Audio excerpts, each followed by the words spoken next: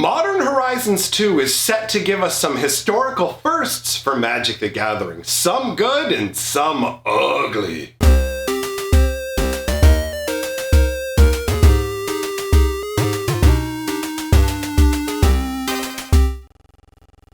Greetings, owners of fine luxury cardboard rectangles. You don't know how many times I have messed up saying Modern Horizons 2. This is not the first attempt at recording the first part of this video. So, my friends, before we dive into the information about Modern Horizons 2, I just want to say thank you to those of you who provided feedback yesterday on the video quality. I am established in my new place, trying out the new green screen. I'm not sure if the changes that I've made in this locale are going to really affect the echoes we have going on. So again, I ask for your feedback on the sound quality of the video, the visual aspects and everything, so I can continue to make improvements. Now, let us dive into talking about Modern Horizons 2. Modern Horizons is a really interesting beast. I believe that Modern Horizons were essentially birthed from the failure of the master sets. So originally what we had when the master sets first came out, we had modern masters. The idea behind the master sets were supposed to be, hey, it's a reprint set that's designed to serve a particular format. So modern masters would serve modern, eternal masters would serve the eternal formats, and it's an ability for Wizards to reprint a whole bunch of old school cards. Now, unfortunately, over time, what happened is Wizards diverged from the idea of them serving formats and started to make theme master sets, probably because they were going, wait a minute, we're making way more money selling these booster packs, but we can't keep reprinting the same modern staples over and over, or all they're going to tank and no one will buy this stuff. So what happened was they switched the master sets to theme sets, and then the master sets kind of petered out and disappeared. Double masters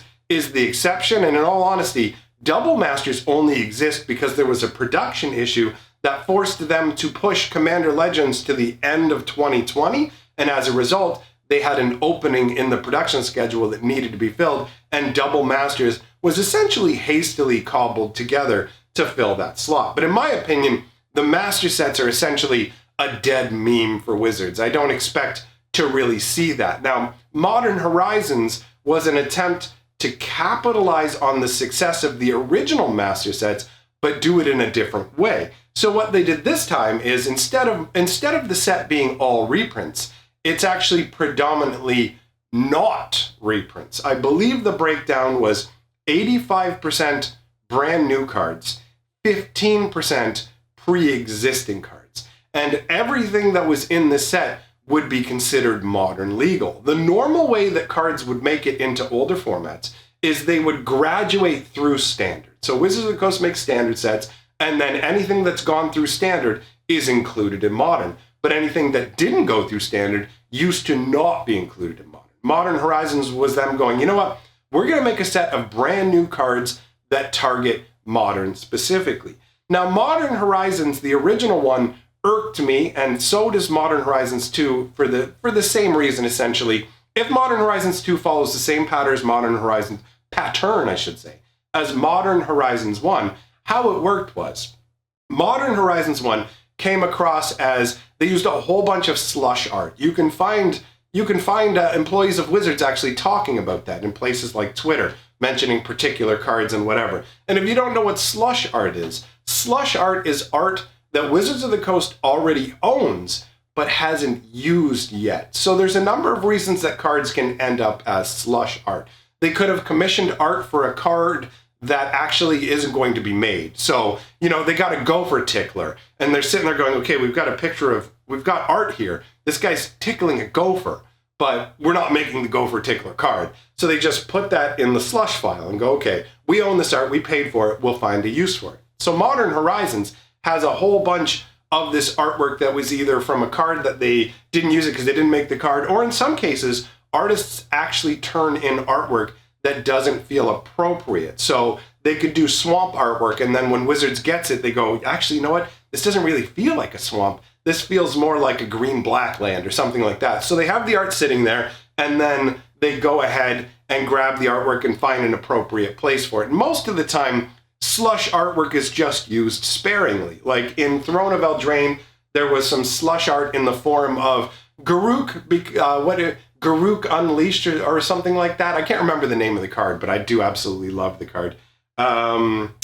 It was something about the Wild Speaker. Anyways, the point is the artwork in the card depicts Garuk being freed of his curse. And you can see the curse leaving his body as he stands there like this. But the thing is, in the story, Garuk actually lost his curse by getting knocked unconscious and being put into the chalice of eternity or whatever it was called from Throne of Eldraine, the cauldron of eternity, right? So he's actually submerged underwater unconscious when the curse is pulled away, but they still have this artwork.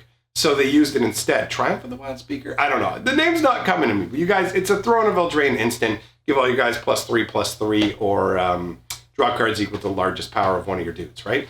So that's the idea behind slush art, is they're just going to find a place to shove it in. So the first Modern Horizons was predominantly slush art. And you'll notice with slush art that there will tend to be more of a disconnect between the mechanics of the card and the artwork and how all that comes together, right?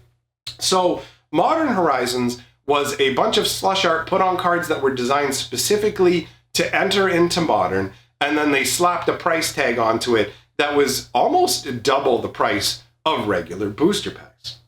Now flash forward to Modern Horizons 2, which should theoretically be the same thing. Roughly 80 to 90% brand new cards designed for Modern, mostly using slush art, doesn't have that high a development cost, but there are a couple of new things that are coming along with this. Historic firsts. So one of them is that Modern Horizons is going to have pre-release kits. Now this is very interesting to me because I really like pre-release kits, right? Pre-release kits add a nice level of flavor, an introduction to what this set will be. You know what I mean? Like the Ixalan set, when it came out, they had these really cool pre-release kit boxes that actually had like a map of Ixalan on it. It felt like a treasure map, and it gave it an exploring for treasure kind of feel, which was one of the themes of Ixalan, pirates and treasure. So I really like pre-release kits, and pre-release kits tend to be a better purchase most of the time because they cost roughly the same price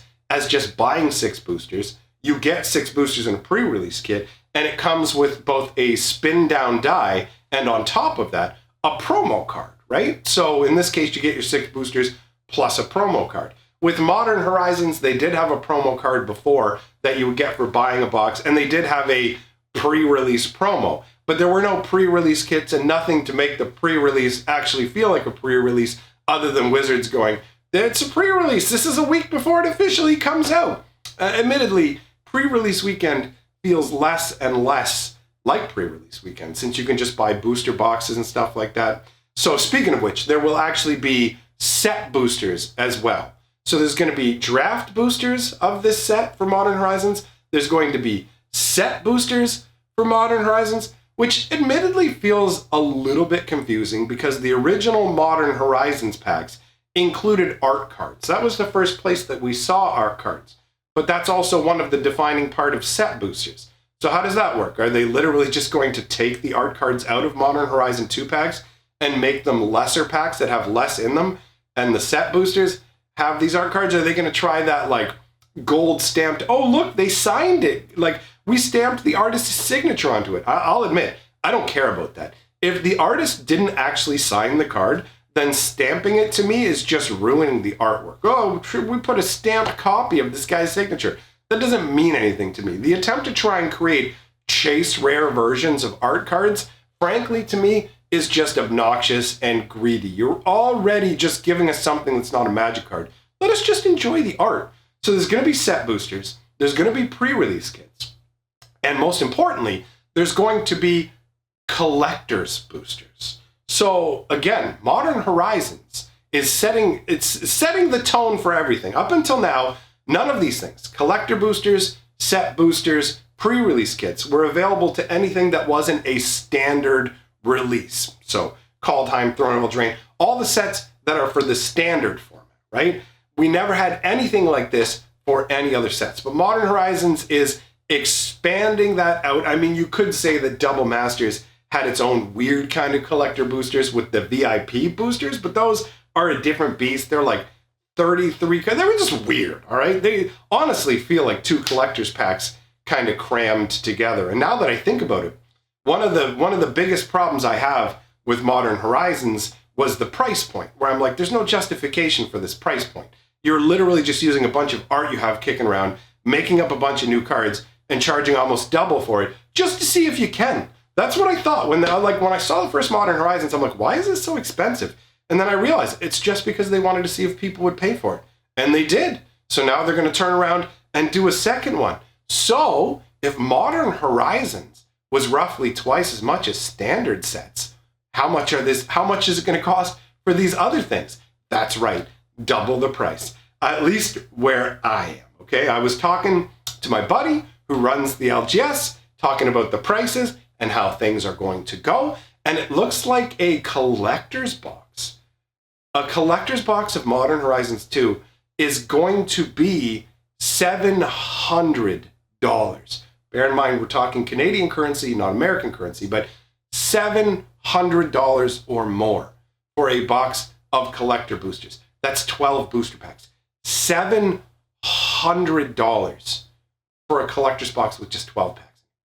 Like, it's getting to the point where these like big whale products are so crazy that it's hard to really fathom. I mean, I'll admit, from my perspective, I love getting new Magic cards, and I would love Modern Horizons 2, but I don't have any money left in the Magic budget whatsoever, right? Between everything that's going on, the 2 months of being displaced from my home, having to move here, all the expenses and all that, there's literally nothing in the Magic budget for me. So I can't even consider affording this. But there's a whole bunch of Magic players that are going to be absolutely priced out of this product. $700 for 12 boosters. Where is where is the upper cap? That's going to be the most expensive Magic product ever, I believe. I can't think of anything that tops that price. The Mythic Edition booster boxes that they did weren't that expensive. VIP packs were like anywhere from $120 to $150. Actually, this is roughly on par. If you took two collector's boosters at, collector's boosters are normally about $30 here. So it's going to be like $60. $60 each. Two of them together, that's going to be the price of a VIP pack. And if you combine the cards in it, it's roughly like a VIP pack. So it's like a collector booster box of Modern Horizons 2 is very, very similar to 6 VIP packs, I guess, right? Because you got 12 boosters and 2 each.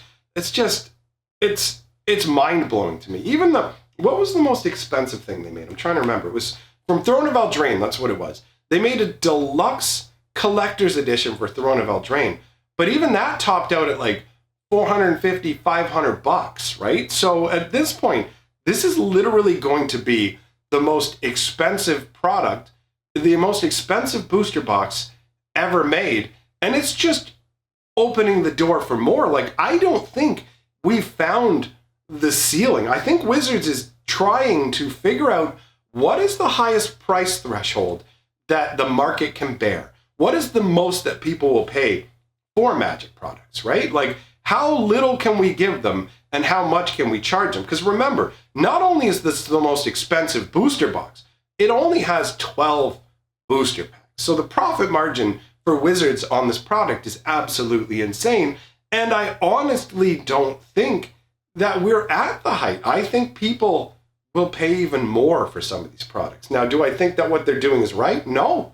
I find it incredibly frustrating, in all honesty. I'm not going to rant and rave about it like I used to, because at the end of the day, people can decide their level of involvement. You want to buy it? Cool. Can't afford it? Trust me, bro. I feel you. If you feel bummed out that you can't buy it, if you feel angry and like Wizards is trying to take advantage of you, I can't argue with that either, because it really does feel like they're trying to take advantage of us. So I expect to see even more of this insanity going forward. It's just more products coming along with even higher priced eggs, and Wizards trying to figure out exactly where that upper limit is. So to me, the idea of side products having pre-release kits, set boosters, and collector's boosters, I'm 100% on board with that conceptually, but I can't get on board with the insane price. 12 booster packs for $700 is just absolutely insane. It's so insane that that's probably going to be the title of the video, something along those lines. 12 packs of Modern Horizons 2 for $700? What? Because that's how I feel inside. Anyhow, I have shared my thoughts on the matter with you, my friends. Let me know your thoughts and also give me some feedback on the video quality, please. Coming by on the screen, you will see, whichever side it is, the list of my patrons. Thanks for coming by, my friends, and I will see you all for the next video.